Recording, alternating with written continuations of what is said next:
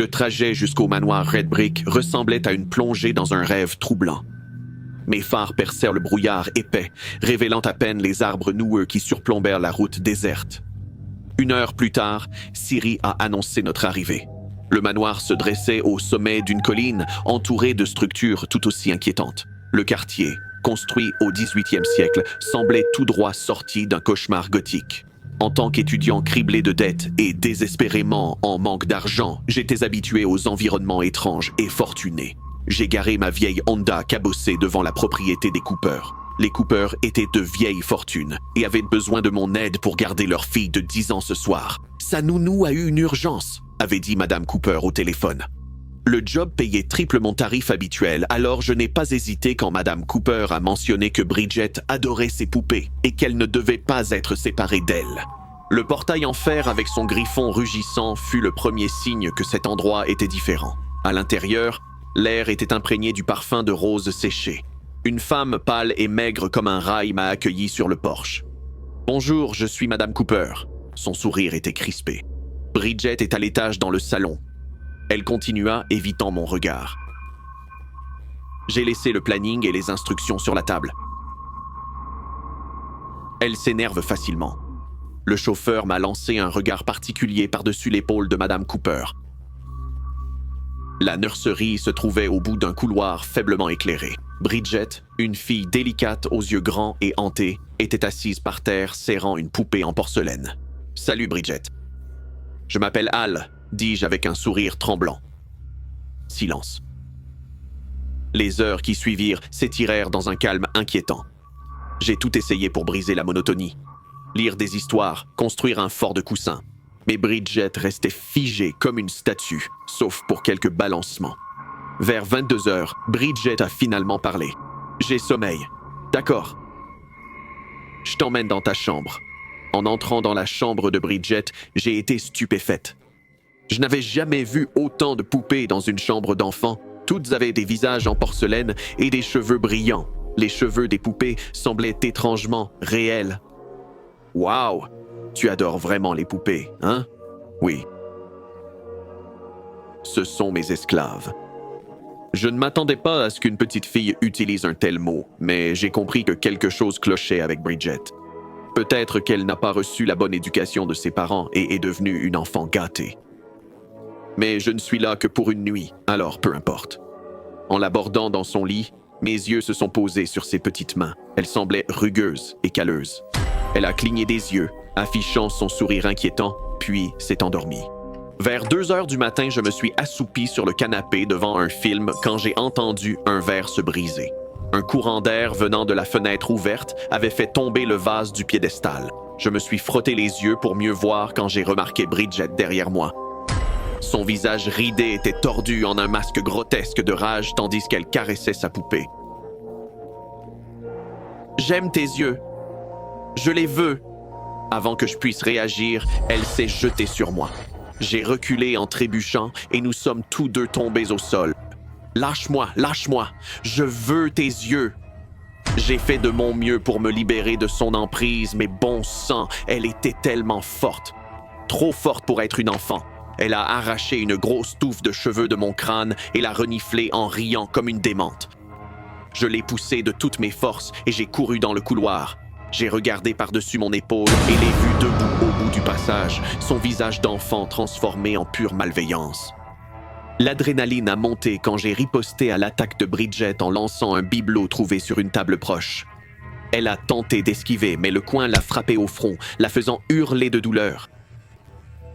Bridget s'est tournée vers moi, le regard froid et calculateur, et j'ai filé à toute vitesse jusqu'à la route principale. Arrêtant une voiture qui passait, j'ai expliqué à bout de souffle ce qui s'était passé. Le conducteur m'a aidé à me rendre au commissariat voisin. Quand je suis retourné au manoir, j'étais accompagné d'une escouade de policiers. Une révélation terrifiante a surgi quand les policiers ont fouillé la propriété. Il s'est avéré que Bridget n'était pas une petite fille, mais une femme naine qui était la sœur déformée de Madame Cooper. Poussée par une profonde insécurité et des années de harcèlement, Bridget tuait les babysitters dans leur sommeil, coupant leurs cheveux pour sa collection de poupées grotesques. Les poupées, ressemblant étrangement à de vraies personnes, ont été saisies et dans le jardin, on a découvert une fosse peu profonde avec 7 corps de femmes de mon âge. Madame Cooper, en sœur dévouée, enterrait les corps dans le jardin pour cacher les atrocités de Bridget. Les sœurs ont été accusées de meurtres multiples et le manoir a été mis sous scellé. Le chauffeur s'est enfui, mais la police le soupçonnait d'avoir aidé ses sœurs psychopathes dans leurs crimes horribles. Depuis, j'ai juré de ne jamais faire de babysitting, peu importe combien on me paie. Cela fait 10 ans depuis cette nuit-là, mais je me souviens de chaque détail comme si c'était hier. Laura semblait parfaite quand mes parents l'ont engagée comme babysitter. Elle était sympa, bien éduquée, et sa façon de s'intégrer chez nous donnait l'impression qu'elle avait toujours fait partie de notre vie. Ma petite sœur, Lucie, l'adorait. Et même moi, à 10 ans, je pensais qu'elle était la meilleure babysitter qu'on ait jamais eue. Mais avec le temps, j'ai commencé à remarquer des choses qui clochaient. Je l'ai surprise un jour en train de ramasser des cheveux dans le siphon de la douche de mes parents. Elle a dit que c'était pour un projet créatif, mais ça m'a toujours paru bizarre. Sa connaissance approfondie des poisons était un autre signal d'alarme. Elle mentionnait l'air de rien que certaines plantes pouvaient tuer en quelques minutes, comme si c'était un hobby amusant. J'ai commencé à avoir un mauvais pressentiment à son sujet. Mais elle savait bien jouer la comédie devant mes parents. La nuit où tout a mal tourné, Laura nous avait mis au lit, Lucie et moi, et préparait le dîner dans la cuisine. Notre chien, Max, ne l'a jamais aimé. Et cette nuit-là, il l'irritait particulièrement. J'ai été réveillé en sursaut par ses gémissements frénétiques. D'instinct, j'ai saisi ma fronde et je suis descendu à pas feutrés. Ce que j'ai vu dans le jardin m'a glacé le sang. Laura était en train de noyer Max dans la piscine. Sans réfléchir, j'ai chargé un petit caillou dans ma fronde et j'ai tiré sur elle. Ça l'a frappée à la tête et elle s'est tournée vers moi, les yeux remplis de haine pure. « Sale petit morveux, tu es un garçon mort. » Elle a lâché Max, qui s'est enfui en gémissant, et elle s'est lancée à ma poursuite. J'ai foncé à l'intérieur et elle a saisi un couteau de cuisine avant de me poursuivre. Je me suis enfui, le cœur battant dans mes oreilles. La maison était sombre et je trébuchais à travers les pièces, essayant désespérément de la distancer.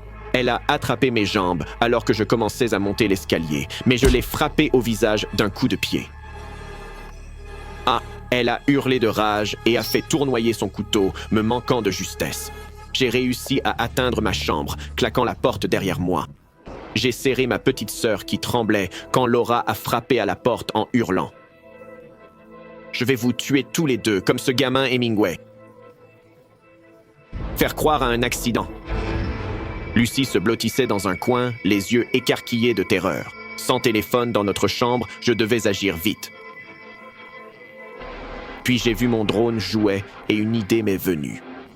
« Lucie, passe-moi ce crayon et ce papier. » J'ai griffonné « Au secours. Babysitter veut nous tuer. » J'ai fixé le mot sur mon drone et l'ai envoyé par la fenêtre vers chez M. Wilson, juste à côté. J'ai guidé le drone par sa fenêtre de cuisine, le crachant sur sa table. On entendait Laura frapper la porte, le bois se fendait sous les coups. Mais quelques minutes plus tard, la sonnette nous a tous fait sursauter. Laura est devenue silencieuse. Peu après, j'ai entendu M. Wilson en bas, essayant de parler avec Laura. « Tu dois être la babysitter des enfants de Frank. » Tout va bien, j'ai cru entendre quelque chose. J'entr'ouvris la porte et regardai en bas des escaliers. Laura se tenait à la porte, cachant le couteau derrière elle. Wilson se tenait à la porte, l'air inquiet mais prêt à aider. Il a dû sentir l'urgence dans mon message. « Tout va bien. Je joue juste avec les enfants. » Mais Wilson n'y croyait pas.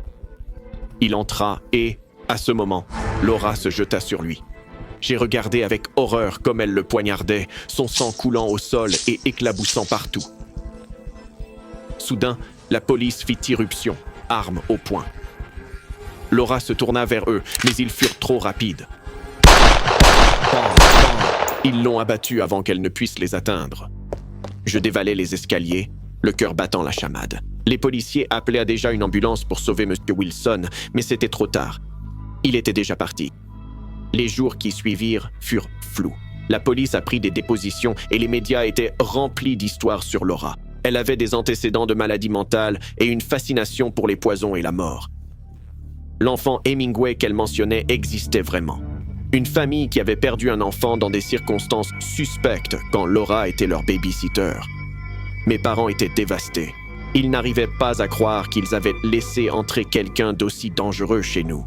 10 ans ont passé, mais les souvenirs de cette nuit restent aussi vifs que jamais. Je ne pense pas que j'oublierai jamais Laura. Prendre le job de babysitter chez les Wilson semblait une façon simple de gagner un peu d'argent supplémentaire. Leur maison victorienne, avec ses planchers grinçants et son charme d'antan, donnait l'impression d'entrer dans une autre époque. J'étais étudiant à la fac, en galère avec mes factures, et ça semblait l'opportunité parfaite. Madame Wilson a gentiment fait le tour de la maison avec moi, me montrant tout ce qui était essentiel. Elle a mentionné l'habitude bizarre de leur fils Timmy de parler à un vieux téléphone jouet chaque soir qu'elle attribuait à son imagination débordante. Quand Madame Wilson est partie, Timmy et moi avons passé la soirée à jouer et regarder la télé. C'était un gamin facile à vivre, et à 21h, je l'ai mis au lit. C'est là que les choses ont commencé à devenir étranges. J'ai entendu la voix de Timmy à travers la fente de sa porte. Curieux, je me suis approché pour écouter. Oui, Monsieur Minuit, je promets d'être sage. Je ne lui dirai rien. Sa voix était sérieuse, bien trop sérieuse pour un enfant parlant à un téléphone jouet. Ma peau s'est hérissée d'inquiétude. Non, Minuit. Elle est gentille. Ne lui fais pas de mal. Mon cœur a manqué un battement. À qui parlait-il? J'ai poussé doucement la porte et je suis entré. Hé, Timmy. À qui parles-tu? Il leva les yeux vers moi, ses yeux écarquillés de peur. Minuit n'aime pas les curieux, Sarah. Tu ne devrais pas écouter. J'ai pris le téléphone jouet, mais rien. Juste un silence plastique. Bonjour, Madame Minuit. Dis à Timmy d'être sage et d'aller dormir, s'il te plaît. J'ai plaisanté et ri, mais l'avertissement de Timmy me hantait. Cette nuit-là, après qu'il se soit endormi, le téléphone a sonné. J'ai décroché, mais il n'y avait que des parasites et des chuchotements. J'ai senti une présence, juste au-delà des grésillements. Allô? Qui est-ce? Pas de réponse, juste des parasites. J'ai raccroché, envahi par un malaise grandissant. Puis les appels ont commencé à arriver toutes les minutes. À chaque fois, je n'entendais que chuchotements et grésillements. Agacé, j'ai fini par débrancher le téléphone, pris un livre et me suis installé au salon. Soudain, j'ai entendu des pas à l'étage. Je suis allé voir Timmy, mais il dormait profondément. Ça n'avait aucun sens. Puis j'ai entendu quelqu'un bouger dans le couloir, de plus en plus près. J'ai suivi les pas jusqu'à la cuisine quand j'ai vu une ombre filer du coin de l'œil. J'ai vite tourné la tête, choqué, mais il n'y avait rien. J'ai chassé cette idée, blâmant mon imagination, mais l'impression d'être observé persistait. Je me suis assis devant la télé pour essayer de me changer les idées. Mais très vite, l'écran a vacillé et la température a chuté brusquement. C'est là que j'ai vu une ombre glisser sur le mur, s'arrêtant à la porte. J'ai retenu mon souffle en comprenant que ce n'était pas un jeu de lumière. L'ombre semblait pulser, comme vivante, puis elle a lentement disparu. Ce n'est pas réel. Ça ne peut pas être réel. Mon cœur battait fort tandis que je tentais d'expliquer ce que j'avais vu quand le téléphone a sonné. Impossible. Je l'avais clairement débranché. Mes mains tremblaient quand j'ai pris le combiné, entendant les grésillements familiers et les chuchotements. Qui est-ce? Que voulez-vous? Cette fois, une voix perça à travers le grésillement, à peine audible mais indéniablement menaçante. Fuis! J'ai lâché le téléphone, le cœur battant la chamade. J'ai couru à la chambre de Timmy, l'ai attrapé et me suis dirigé vers la porte. Mais une silhouette sombre bloquait notre chemin. Elle était grande et menaçante, sa présence étouffante. Reste derrière moi, Timmy. J'ai saisi une lampe à proximité et l'ai lancée sur la silhouette, mais elle l'a traversée. La silhouette a ri, un son guttural grave qui m'a glacé le sang. Désespéré, j'ai vu le téléphone jouer dans la main de Timmy, et je ne sais pas ce qui m'a pris. Je l'ai attrapé et l'ai fracassé contre le sol. La silhouette a hurlé puis s'est volatilisée, la maison retombant enfin dans le silence. Quand les Wilson sont rentrés, ils ont trouvé Timmy et moi secoués mais sains et saufs. « Monsieur, Wilson a raconté que les anciens propriétaires avaient été assassinés par un psychopathe il y a des années. Un tueur en série qui laissait des téléphones jouets comme signature. Il a immédiatement appelé l'établissement où le tueur était détenu et a appris qu'il était mort la nuit de Thanksgiving, environ 1 mois plus tôt. Madame Wilson est soudainement entrée, tenant le téléphone jouet dans sa main. « Je croyais que tu avais détruit le téléphone de Timmy. Je l'ai fait. Où l'as-tu trouvé ?» Il était dans sa chambre. C'est alors que Timmy a commencé à faire signe à quelque chose que nous ne pouvions pas voir. Wilson nous a tous attrapés et nous sommes sortis en courant de la maison. Il a appelé le 911, mais je n'ai pas attendu de voir et j'ai couru chez moi.